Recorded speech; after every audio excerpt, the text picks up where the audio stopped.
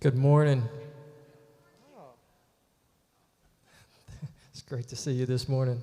If you would stand with us and worship.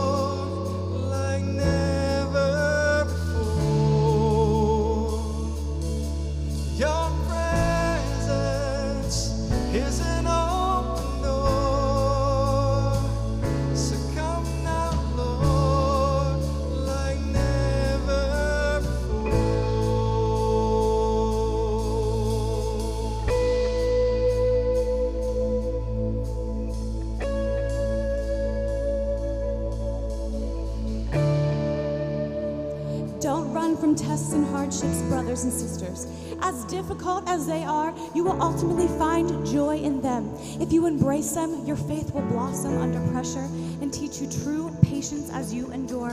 And true patience, brought on by endurance, will equip you to complete the long journey and cross the finish line, mature, complete, and wanting nothing. Let's sing this morning. We know that breakthrough is coming in this place this morning. I know a breakthrough is coming. By faith, I see a miracle. My God has made me a promise and He won't stop now. I know a breakthrough is coming. By faith, I see a miracle. My God has made me a promise and He won't stop now. Won't stop now. I know a breakthrough is coming. By faith, I see a miracle. My God has made me a promise and He won't stop now. Won't stop now.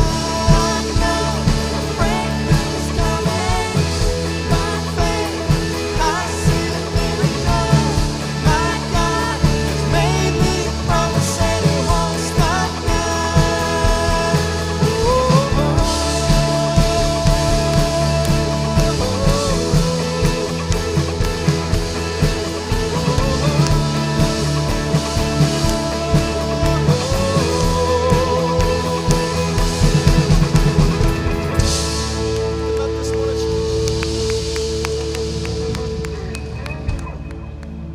All right, how many of you believe that tonight, that no matter what you're going through today, that a breakthrough is coming because, hey, look, our God is strong and mighty, and anything is possible with Him, amen? All right.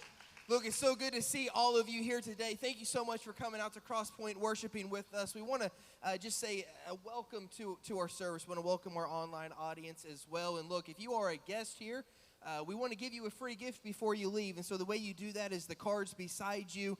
There's a pen and a card. If you go ahead and fill that out, and at the end of the service, why don't you hand that to one of our First Impression team members, and they're going to give you that free gift before you leave.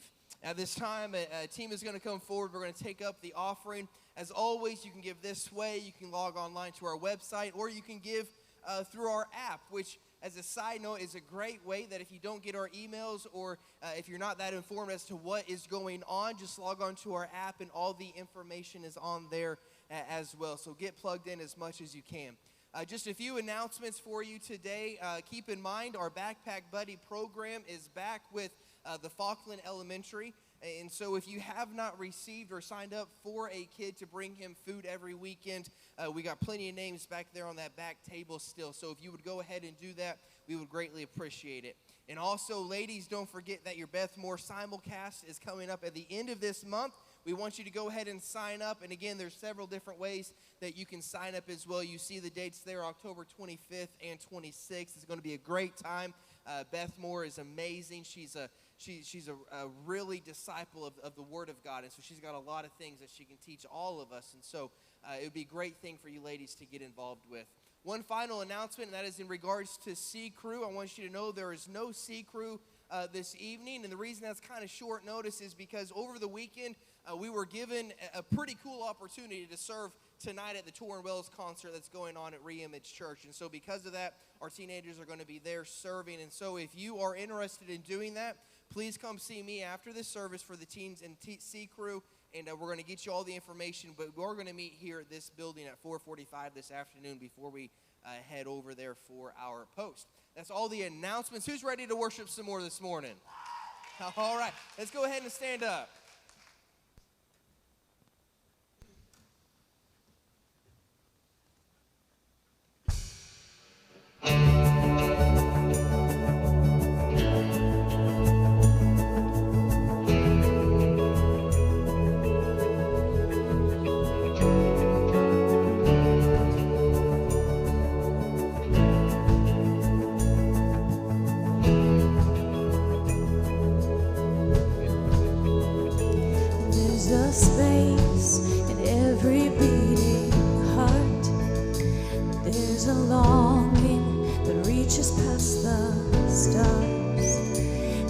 There's an answer to every question mark.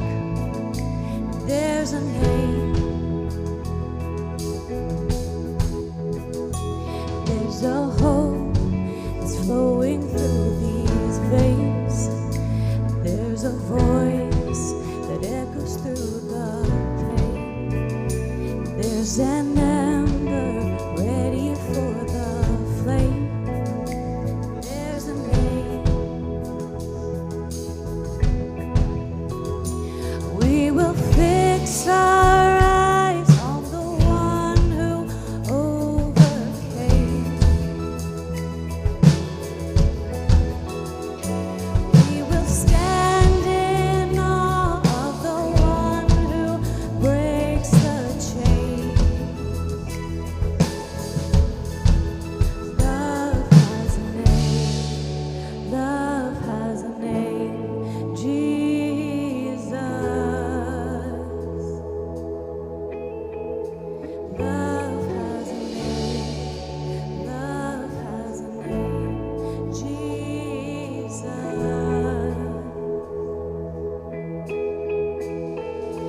There's a joy that triumphs over fear. There's a laughter that wipes away your tears. There's a presence that changes atmospheres. There's a name.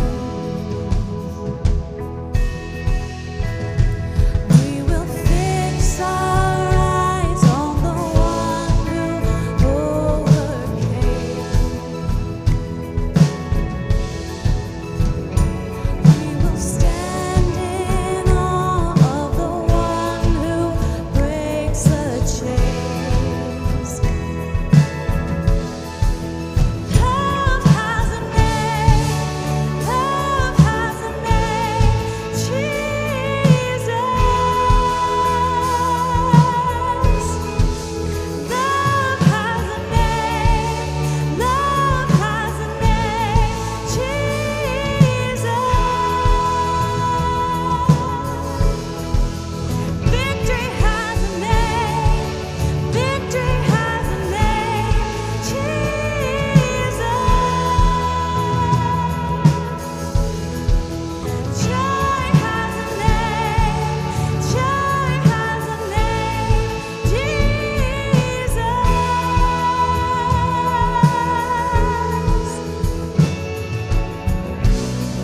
The name that's lifted up forever.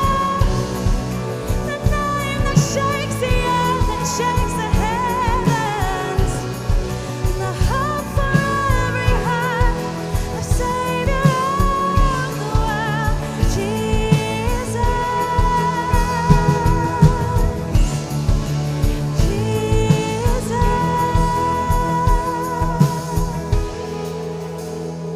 We will fix our eyes on the one who overcame We will stand in awe of the one who breaks the chain. Love has a name. Love has a name. Jesus. My victory has a name. Victory has a name. Jesus. My joy has a name.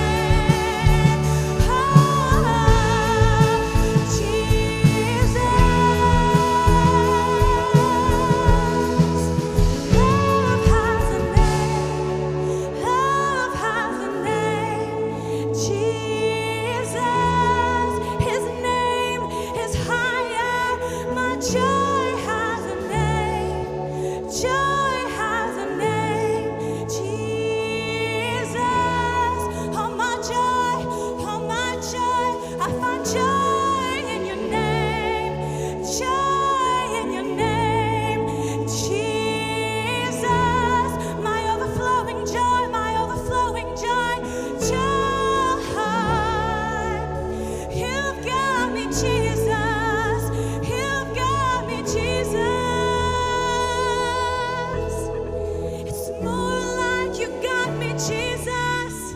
You've got me, Jesus. You've got me, Jesus. Yes, you do. Yes, you do. There's victory in your name. Victory in your name. The name of Jesus. Sing, love has a name. Love has a name. Jesus. Sing victory. Believe it this morning. There's victory in his name. Victory has a name. Victory has a name. Jesus.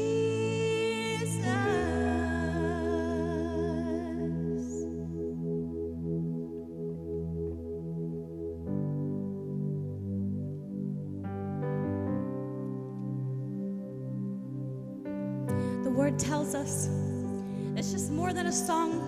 We've been singing Defender for a few weeks, but in his word in Psalm 68, he tells us, we know our God is a God who delivers us. Our God that we're worshiping this morning, he is here to deliver you this morning. And the eternal Lord is the one who saves us from the grip of death. The true God will certainly shatter the skulls of those who oppose him. He'll smash the hairy head of the man who continues on his sinful ways. The Lord said, I will bring back the enemy from Bashan. I will bring them back from the deepest parts of the sea, so that you may plant your feet in their blood, and your dogs may lick up their portion of the foe. There is victory in his word. He is fighting for us, church. He is waiting for us to follow him, to surrender our lives so he can fight for us. There is victory waiting. Let's sing it out.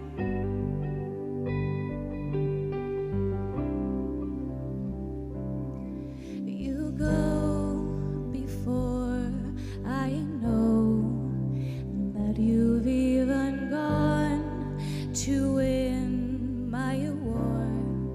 You come back with the head of my enemies.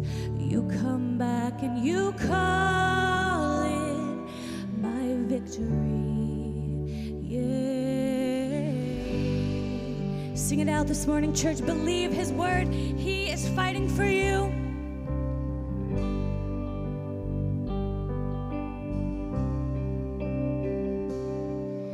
You go before, I know that you've even gone to win my war.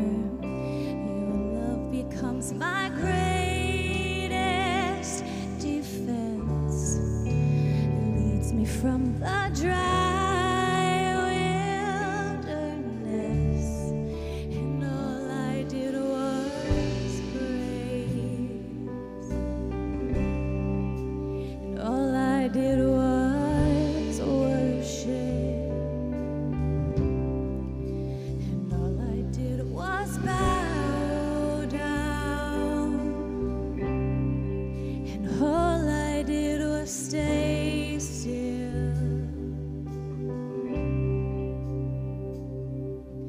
And hallelujah, you have saved me so much better your ways. And hallelujah, great defender, so much better your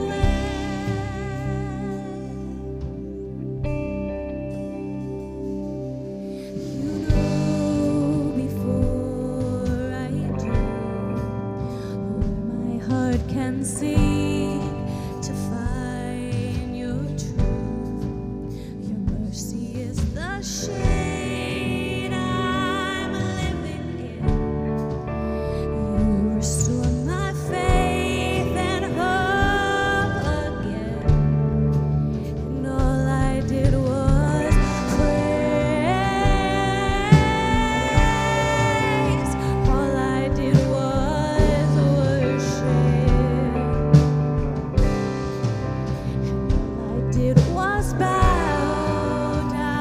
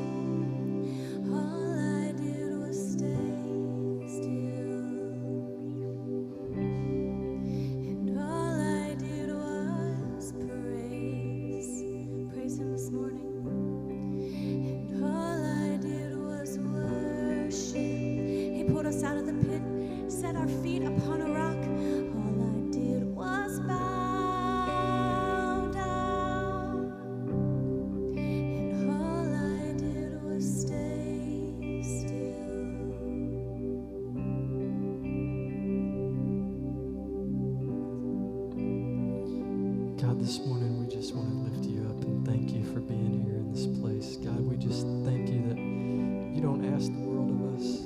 All you want is our praise. You want our worship.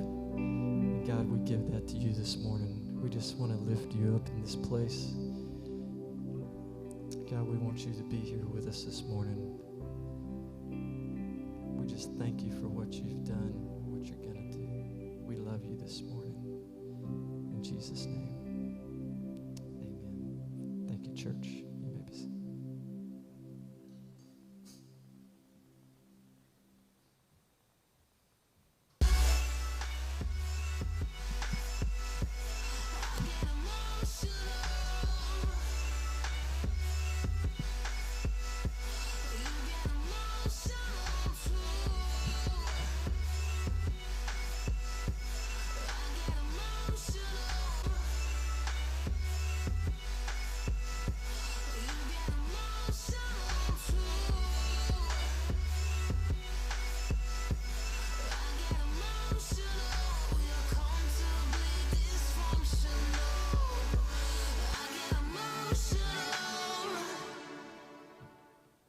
It's great to be with you. That is becoming one of my favorite songs, and I don't know what it is about when I speak on certain things that, different attacks happen, but I just want you to know, and this series has been extremely good for me, and I know for a fact that God is wanting to do some incredible things to you guys, because I have yet in my entire ministry faced more battles and attacks from Satan than I have been the past couple of months. So just continue to keep me in your prayer. I think there's a lot of great things coming, and I just really sense that he's coming after me to try to take me down, so that doesn't happen. So I just want you guys to keep praying for me.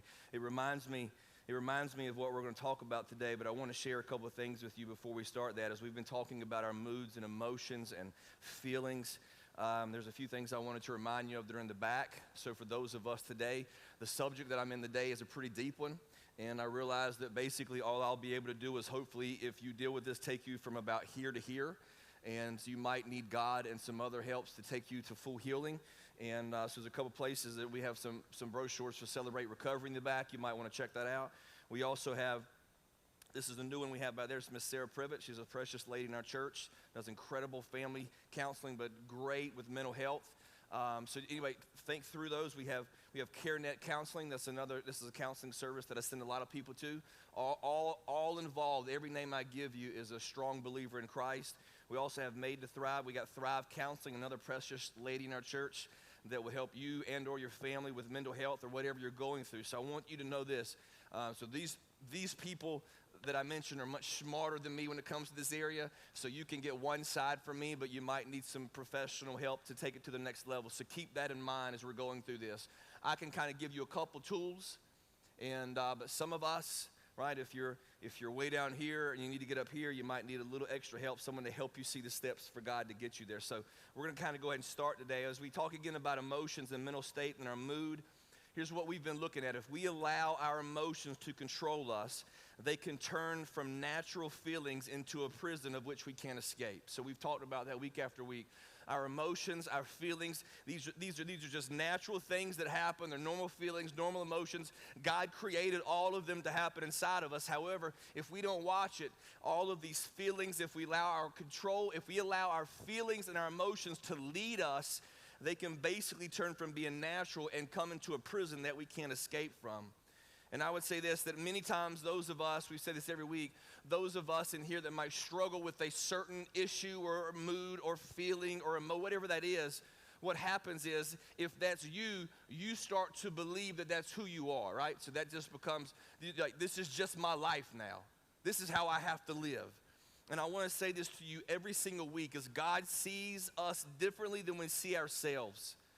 We see ourselves as this depressed person, as this person with crippling anxiety, or this person with a horrific temper, or we see ourselves as we're just worthless in our guilt and our shame.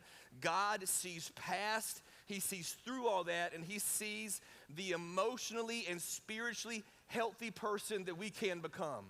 We only see the negative parts of us. God can see right through it to the healthy person that we can be. we can be spiritually and emotionally healthy.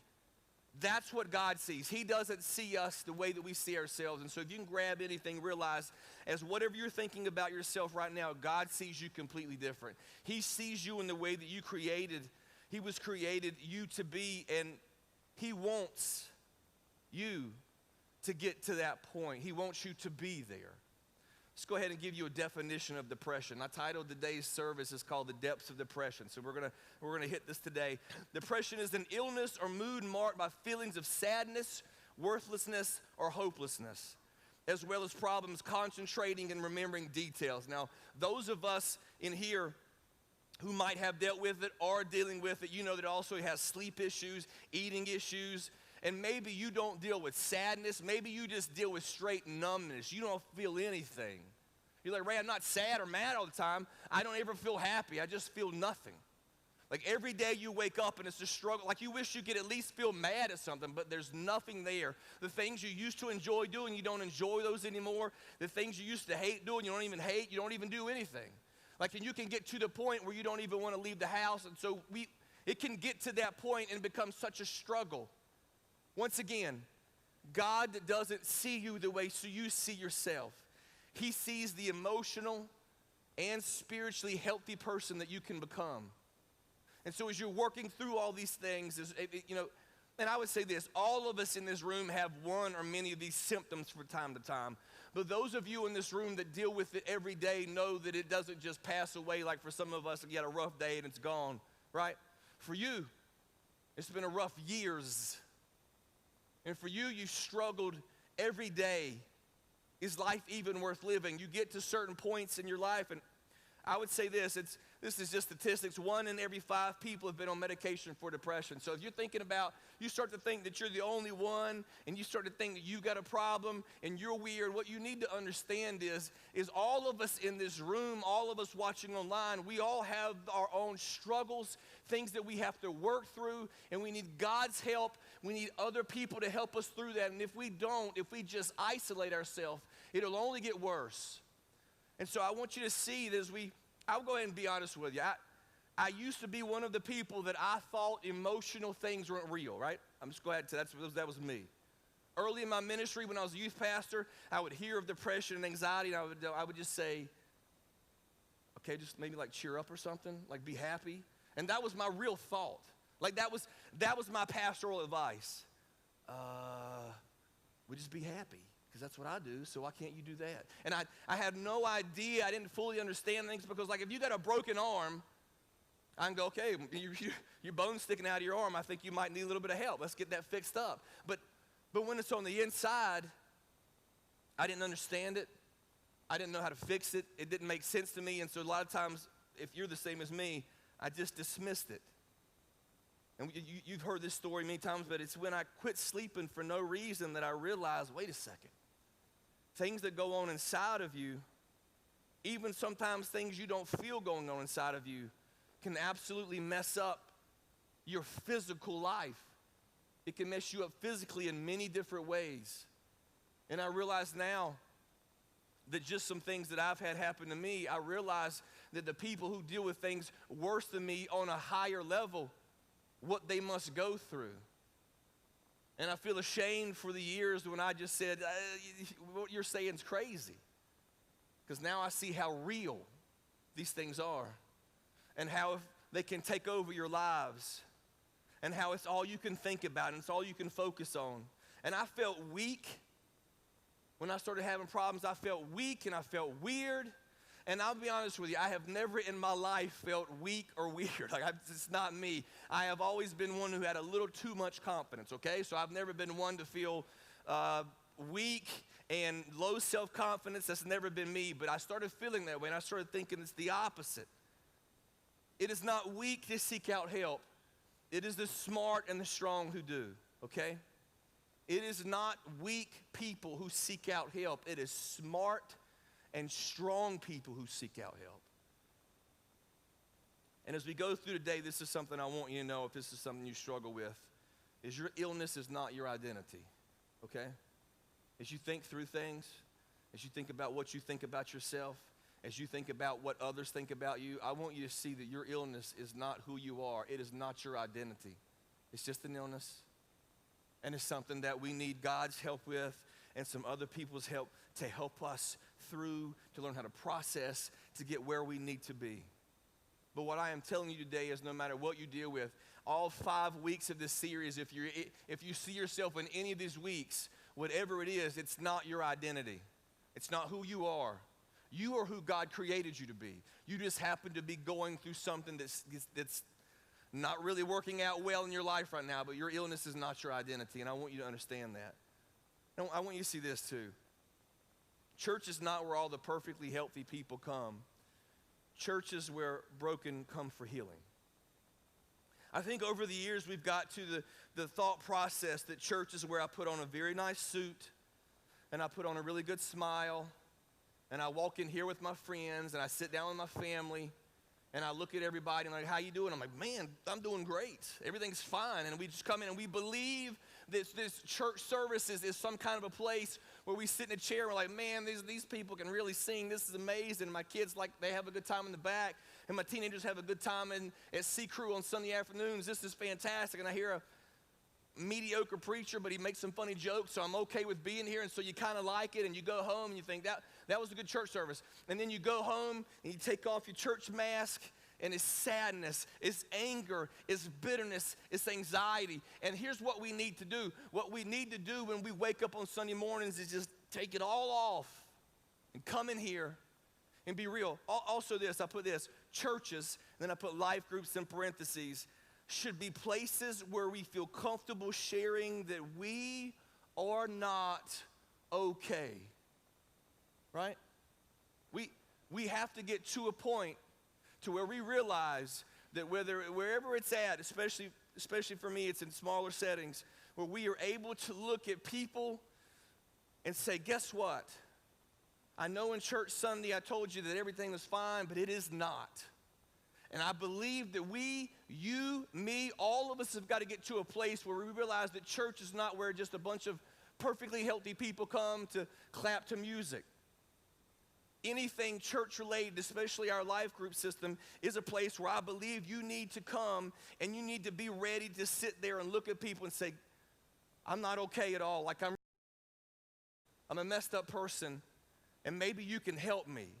Like maybe you can pray for me. Maybe you can show me somewhere to go where I could get some extra help. Maybe you can go see some of these people. Maybe you can help me. And I go, and instead of somebody going, oh, God, I didn't know you were such a messed up person, they go, I thought I was the only one. Oh, I got problems too. And all of a sudden, you pray together, we move forward, you get help, you start healing. 6 months down the road, you're praising God for how far He's taken you. Another 6 months, you can't believe how far healthy you are again. But you will never start to get healthy until you go, I'm messed up. I have no idea what to do. Whether it's your emotions, your feelings, your depression, your anxiety, your anger, it doesn't matter to me. Until you get to the place where you go, I think I need some help. See, because that's what God puts all of us around each other for. That's why God has all these incredible licensed counselors and psychologists, Christian people. That's why He has us here, so we can help each other with the gifts that we have. I'm just able to get up and speak and make people laugh and make people think about what I said. That's a little bit of gift of mine. I can talk to anybody at any time, whether there's thousands or there's just you. I can talk.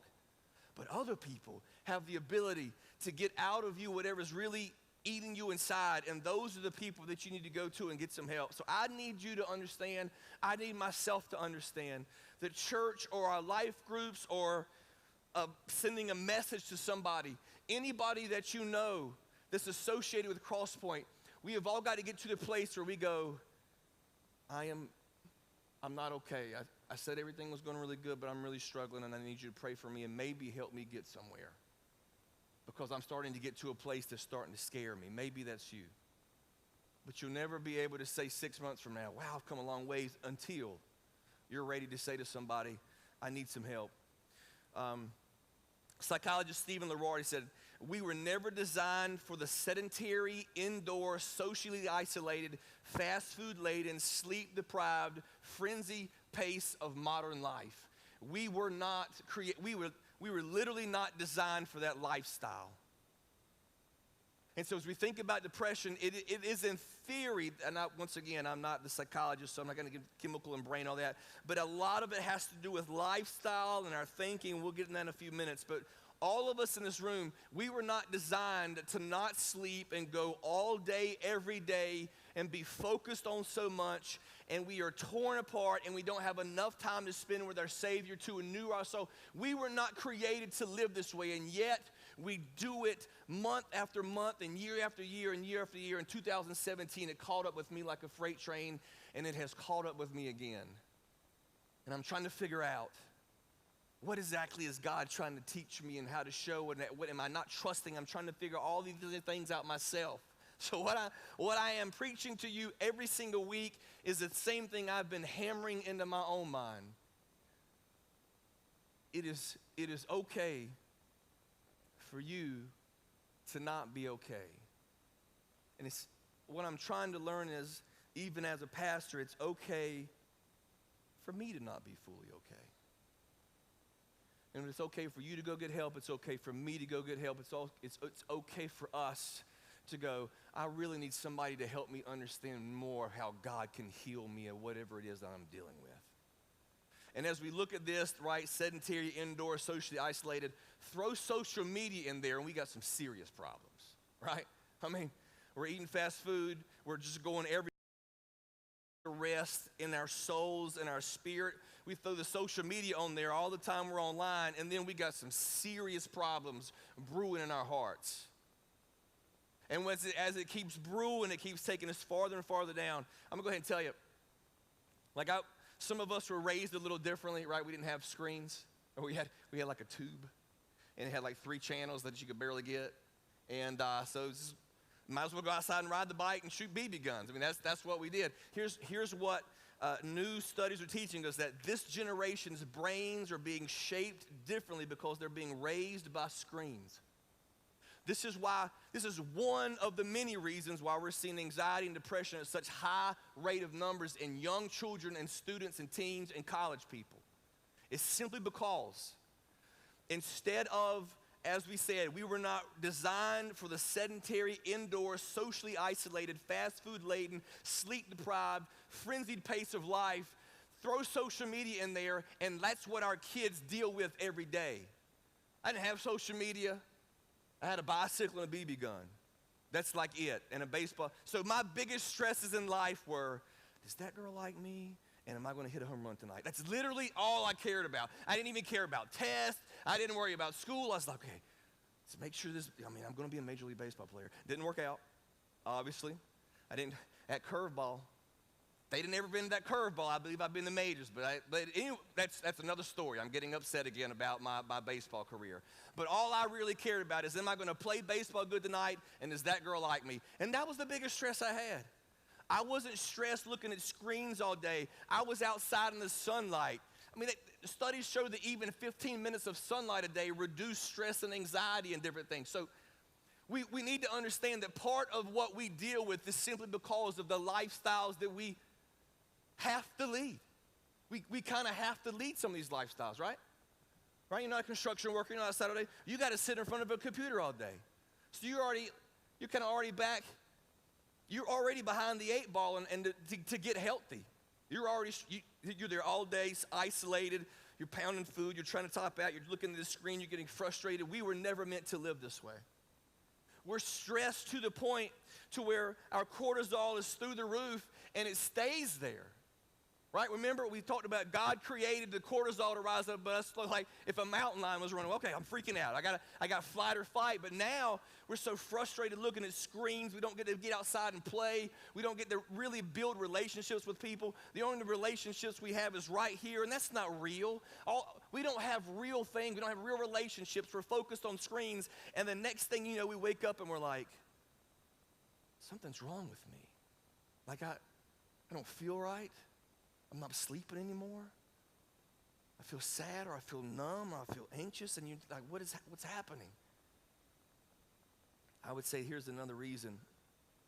I think a long time ago, before we had all the medication we have and before we have all the doctors, we would find someone that we trusted, another person, another Christian we trusted, and we would usually find someone that was probably older than us that had been through some things, and we would have them mentor us through a problem. We would have them disciple us through an issue. They would help us learn, how do I get from here where I'm struggling to get to where God wants me to be? And we would have that person help us through there. But now, see, we now medicate our pain instead of being instead of being mentored by someone else to help us process it. Once again, I'm not against medication in any way, shape, or form, but I think that what has happened is, as a society, before we try to have someone mentor us and help us process our pain, we're immediately thrown medication at us before we even have a chance to allow God inside of us and someone to help mentor us through this process of pain that we're going through. And so I think that just as a society, as soon as we say to a doctor, I'm kind of feeling this, they don't go, well, maybe let's go see a counselor and let's see. No, they're like, take these pills and let's see what happens. And then we get dependent. We get addicted. And if we're going to be this, I'm going to go ahead and throw this out to you for those of us with children. When you make life all about your children, it only adds to the problem. What I mean is, when your children, instead of the most important relationship being the husband and wife, when you focus everything on your children, without us meaning to do it, it makes them inwardly focus on themselves because they literally start believing that the world does revolve around them. And we don't mean to. We just love them, and maybe some of us have been blessed and we have extra money. Who doesn't want to give their kids a better life than they have? But in that process, we have accidentally made them a much more selfish generation. Selfishness adds to the problem of depression. It is part inside of it. There's many other facets. I'm not a counselor, but it adds to the issues of depression. Selfishness does. And I think one of the biggest things is you think about the way our kids grow up, raised by screens, as our parents, as we parent much differently than we were parented, as we allow our kids to become so much more self-focused and self-involved in all our relationships through a screen, we are in theory making things worse on them for when they get older. We have 15-year-olds carrying the amount of stress as 45-year-olds for no reason, simply because of the lifestyles we've allowed them all to live. And I would say this is what upsets me tremendously. Suicides are the #1 cause of death of people between the ages of 18 and 24. Like, how can that be the #1 cause of death, is suicide in the age group? Like, where are we missing the point that young people, they feel that the only way I can get rid of my pain is to take my life on the back? We have a suicide prevention hotline, and so if you know anybody, or maybe you've been there, these are in the back. I want you to grab these on the way out. Maybe you're in here and you're perfectly fine. Grab on the way out. So if a friend calls you and like, I'm struggling, you go, I want you to call this number right here. So these are in the back. I want you to know. See, let's put it this way. I think all people's emotions act kind of the same, right? I mean, I have times, I don't have depression, but I have times where my emotions just crush in on me. And for like a couple hours, I'm just, whatever it is, whatever's going through me. But then like the ocean waves, it eases off, right? It eventually eases away. And for those of you who might struggle with depression, like all of a sudden when your emotions hit, it crashes down tremendously. And at that point, you feel the only way to get any release is death. But if you can hold on through that, eventually it'll ease off. Now, when it eases off for you, you won't feel great like I do, or you won't feel like you should, but it will ease off to the point that you can start making logical decisions again and go, you know what? I'm going to go back and I'm going to get some help. Because if you make a decision while the waves of emotion are just crashing you, you will make wrong decisions. You will pull triggers, you will overdose, or at the very least, when you have emotions crashing over you, you will say things to people that you never thought you would say to them. You would damage close relationships because you said things while the emotions were crashing. Let me say this. You don't have to die to ease your pain. You don't have to die to ease pain. There's a better way. And there's a lot of smart people just in this stack that we have in the back that can help you through whatever pain you're dealing with. Let me look at Lamentations 3:17. It says, I have been deprived of peace. I have forgotten what prosperity is. So I say, my splendor is gone, and all that I had hoped for from the Lord. I remember my affliction and my wandering and the bitterness and the gall, and I remember them, and my soul is downcast within me. This is Jeremiah. He had a problem with rumination, where he constantly only thought about the negative all day long. Negative, negative, negative. My soul is downcast. I'm bitterness. I remember the bitterness and the gall. I remember them, and my soul is downcast. I think a lot of you in this room have a problem with rumination, where it's you have a negative thought, or you think of something you could have done differently, and instead of like letting it go, you just ruminate on it. The wheels of negativity start turning and turning and turning and keeps pushing you farther and farther down. Let's look here from the Apostle Paul, 2 Corinthians. He says this, we do not want you to be uninformed, brothers and sisters, about the troubles we experienced in the province of Asia. We were under great pressure, far beyond our ability to endure, so that we despaired of life itself. The Apostle Paul has been under such great emotional pressure that he goes, I wish I wasn't here right now. I wish that I was dead, that I was in heaven right now, because I'm under pressure that I can't handle. Let's just quickly jump to another story. Elijah had just had the highest of highs. Elijah had just single-handedly called down fire from God, showed all these people that his God, he literally, all he did was pray, and God sent fire down and burned everything up, and he's like, I'm the man. And then he's like, go kill everyone. Killed all these prophets of Baal. He is living. A lot of people think that when the lows of depression hit is when you're already low. But here's what I want you to see. Sometimes it comes right after an incredible high. You get hit. For most preachers, it's like Sunday evening or Monday. We go, why do I even keep doing this?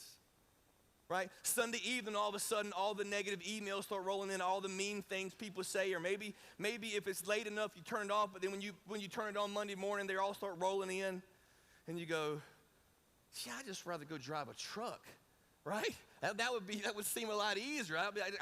I drive the truck there, and I drive it back. Boom, it's very simple, but when you got to deal with people and everything they got going on, I think that all of us in the room realize that we can be hit with lows, depression, anxiety, worthlessness, guilt. We can be hit with things that if we don't get control of it, they will continue to put us in a prison.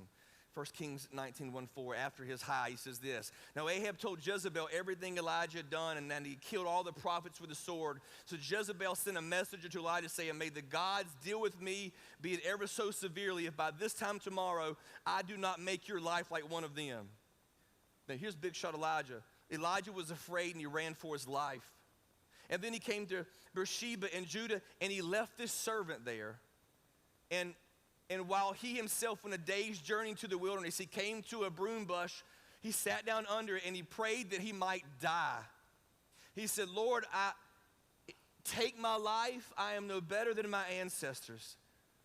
We cannot continue to rehearse the negative thoughts in our mind, okay? If this is a struggle you have, and you're like, well, Ray, that's the problem. I can't stop. I understand that. That's why. That's why I'm showing you some people that can help you learn, right? That can help you learn, how do I stop ruminating over these negative thoughts always in my mind. He sit there, he's like, God, I can't take this anymore. I would rather die. I'm no better than my ancestors. It's just all negative thoughts. And we have to change what we allow ourselves to think about. Like you cannot just allow it to be negative and hopelessness, and all day long, that's all you think about. If that's all you think about, that's who you're going to start to become. But God has another plan for you.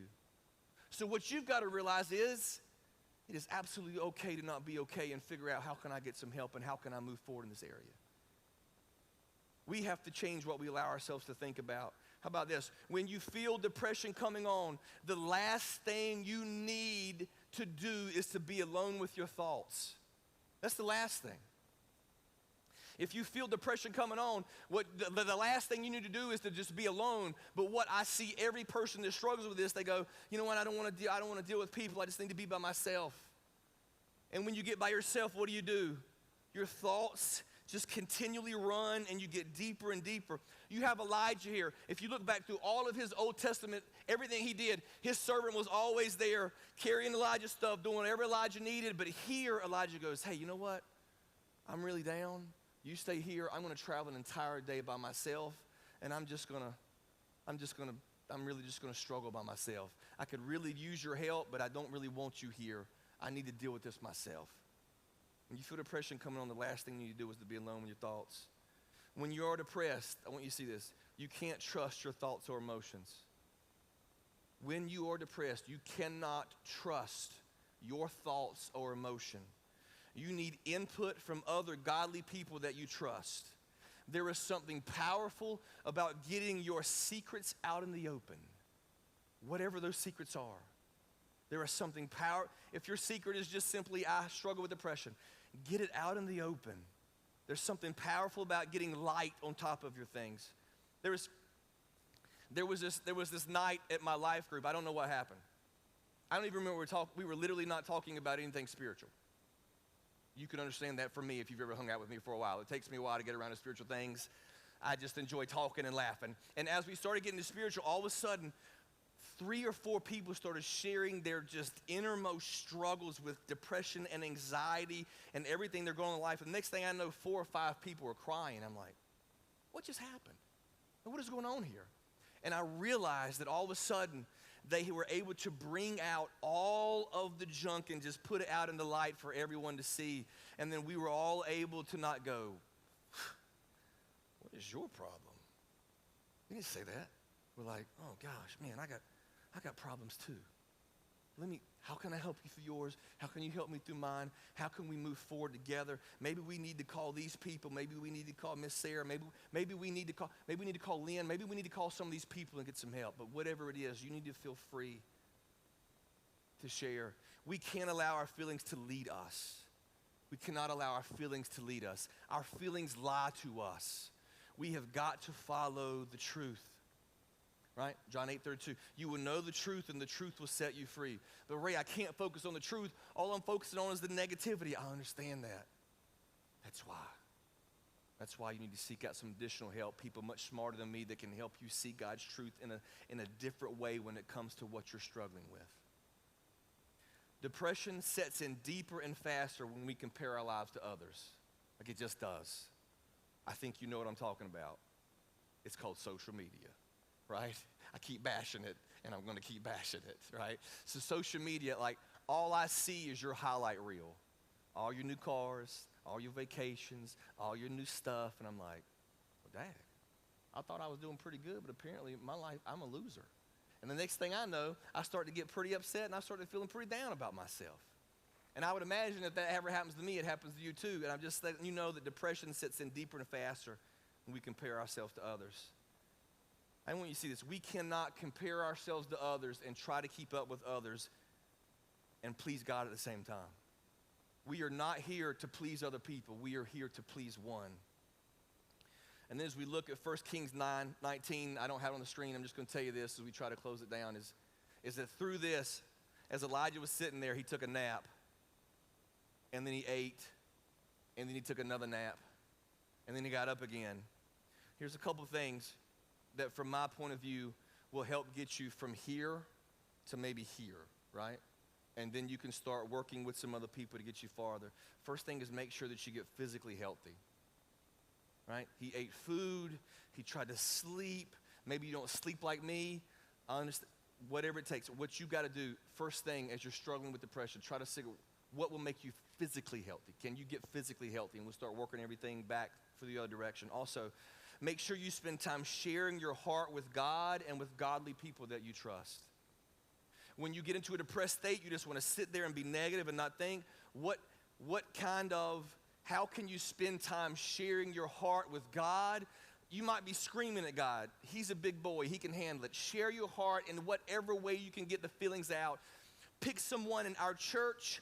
Pick one of these counselors that you can sit down in front of and just share your heart with them so you can get all this stuff out into the light so God can start to heal you. I would say this, also try to create environments where you can hear from God. Maybe that's a church, that's one of your environments. Maybe you need to be completely alone, and maybe there's one song that you hear. Maybe it's the last song, Defender, that I've really loved. Maybe there's a certain song that when you hear that song, you go, yeah, play that song 24 hours a day, as much as you can. Whatever type of environment you can create to hear from God, do that. And we need to let God change the way we think. If we are ever going to be healed emotionally and spiritually, we have got to allow God to change the way we think. Romans 12:2. Do not be conformed to the pattern of this world, but be transformed by the renewing of your mind, and then you will be able to test and approve what God's will is, his good, pleasing, and perfect will. We need God to renew our minds. It's God who has the power to do that. It's not me. It's not a counselor. It is God. However, for those of us that need additional help, it might take a person who's gone to school that can help you understand God's word in a better way to help you see where you're at and get you where you need to be. I'm really sometimes discouraged as I meet with people and they struggle just to get out of bed and they struggle to make it through the day. And I realize that God has so much more of an abundant life for us than we give him credit for. We just think, guys, life stinks. This is who I am. No, it's not. It's who you think you are. God sees you much differently. I would say this, we need to focus on the eternal and not the temporal. When we focus on a bigger purpose in ourselves, it will help us to look outside of ourselves a little bit and give us a purpose. Because when we turn all of our thoughts inward and we ruminate on the negative, all about how I feel, this is me, that's what Elijah did. Elijah goes, God, I'm the only person left serving you. My life stinks. I would rather die. And God's like, no, there's thousands, Elijah. You're okay. You're just going through a rough time. Let me help you out of it. God helps us. God wants to see us come to healing, but we have to take the steps necessary, right? It's kind of like when I'm trying to lose weight, which is apparently a lot. And I'm sitting there and I know that it's not going to help me if I eat 3 more pieces of cake. But what do I go do? I go eat 3 more pieces of cake. So I kind of go against what I'm trying to do. And those of us that are struggling with mental health, we know that if we isolate ourselves and only face negative thoughts and we don't do anything about it, we know the steps we need to take is to go call somebody, get out, go to a counselor. But what do? We just stay in our rooms and we ruminate on our thoughts. We are our own worst enemies. I know I'm my own worst enemy when it comes to this, and my guess is you are too. Ephesians 3:20 says this, now all glory to God who is able through his mighty power at work within us to accomplish infinitely more than we might ask or think. You might think at this present moment that there is no way that you or a loved one can get freedom from whatever it is that you're dealing with. But all I know is the same Jesus who had the power that raised himself from the dead is the same one that just told me that he can do more than I can even imagine. He can do more than I can think. And if I think that it's impossible to get over whatever it is I'm dealing with, you think it's impossible for you to get over what you're dealing with, God goes, oh, I got you. That's what I specialize in, is the impossible. And so I want you to know today, whatever you're dealing with, you're not weird. You're not weak. I guess it took me getting to a weak point where I realized you're not weak with dealing with things. It just happens. I always kind of felt that I was Superman. You can ask my wife. I've worked 20 years as hard as I can all day long, 7 days a week for years, for decades now, 2 decades. And I realized that I'm not Superman. I thought I was. But there's nothing wrong with going, you know what? I'm not weak. I just need a little help. That's all I really need. And I'm not weird. There's nothing wrong with me. And it's okay. It is absolutely okay to not be okay. Just close your eyes and bow our head. Dear Jesus, we want to thank you for today. And if I can just have a little bit of soft music playing over the back. Jesus, as we talk about one of the most detrimental things that we deal with as humans, depression. Sometimes, many times coupled with anxiety. As we struggle with these things, God. As our children struggle with these things. As our spouses struggle with these things, we wonder, God, is there ever going to be a way out? Well, Lord, if I'm believing who you say you are, you can do the impossible. I need to take a step towards you. God, you are waiting there with arms wide open, and all I got to do is like whatever that first step is. Maybe the first step is just coming up to me after the service and say, Ray, just pray for me about this. And your next step is going to go grab one of these brochures and calling professional and working through some things. And ask, is there anybody in the room?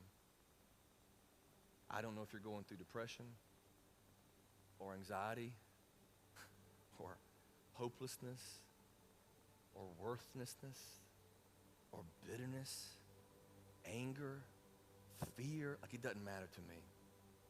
I don't know what you're going through. But what you are sensing right now is that God is finally calling you to start taking some real, legitimate steps to get spiritual and emotional healing. And all I just like to give you for 2 minutes before we close and we go eat lunch is there anybody in the room feels the need to step out and just simply come bow down in front of an altar and allow me to pray over you? It's just anything I'm asking. And here's the problem. There's such a stigma with emotional problems, and we don't want nobody to know about our emotional problems. No, we're like, oh gosh, they might think I'm a crazy person. Well, if you broke your leg, they would be like, let's go to the hospital. But when we got emotional problems, they're like, just deal with it and get over it. So I'm asking the question. No one's going to see you move and go, oh, it's another crazy person. Nah, we're just looking and we're going, there's another smart, strong person that knows they need a little more of Jesus and a little more help. Is there anybody else in the room that would say, you know what? I'm really struggling with a lot of stuff. And Pastor, I'd like to come forward and bow down and have you pray over me. I'm going to give a couple more seconds. If God's moving in your heart, I'm just going to simply ask you, just move. Ain't no need to sit still, right?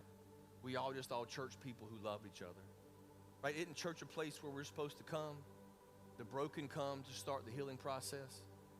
I'm not saying that after I pray for you, you're going to get up tomorrow and everything's going to feel good and your depression's gone and you're going to be all happy. What I am saying is that by doing this, you're going, God, today I'm starting the process and I'm going to take the steps necessary that I need to take for you to get inside of my heart and change the way that I think. Dear Jesus, as we stand here today, as we're dealing with an absolute crisis brought on by many things, chemical imbalances, lifestyle issues, our own mistakes that bring our guilt and shame and make us feel worthless, everything that we're dealing with, God, this is all serious stuff. God, it takes people's lives away just because of the way they feel. 18 to 24-year-olds, Lord, it's the number one cause is suicide. God, what can we do to help change this? What can we do to help our young people see that their lives are more important than what they think and feel? We cannot be led by our feelings any longer. We must be led by your truth. We must realize that our kids cannot be raised by screens and social media. They must be raised by our parents and God's word. We have to start doing things the way God created us to be. We need to quit working 18 hours a day and not sleeping and trying to do everything ourselves. We have got to learn that God created us to live a certain way, and we have got to live that way. Dear Jesus, I want to pray for everyone that seems to be praying to you right now on the altar. I'm also praying for those, Lord, that are sitting in their chairs, are still kind of nervous. They don't want people to know they struggle. Well, here it is, God. I struggle. I'm not sleeping anymore. I got something going on inside of me again. And God, I need everyone to pray for me. And I don't feel weak saying that. I feel strong and smart. And so, God, I'm thankful for those that feel smart and strong enough to kneel down. And so, God, I pray for them. I put my hands over them and I say, God, whatever they're dealing with, whatever they're going through, I pray that today you would start a healing process in them And I pray if they need to go get additional help, they will grab whatever they need. If you know anybody, God, who is struggling with suicidal thoughts, or you have friends, or please grab one of those brochures on the way out as well. Dear Jesus, we thank you for those of us in this room that realize we need a little extra help to be the people you created us to be. Dear Jesus, we love you. Please help us on this healing process. Be with us. In your beautiful name we pray, Lord. Amen. Crosspoint, I love all of you. I'll be to the side. If anyone needs to share a personal prayer request with me, please don't miss next week. Bring a friend as we go into bitterness and unforgiveness. There's plenty of brochures in the back for anybody to get any information they need to help them get the healing they need to have. I love every one of you. Send me a prayer request this week. Call me. Let me know anything I can do to help you. I love all of you, and I'll see you all next week.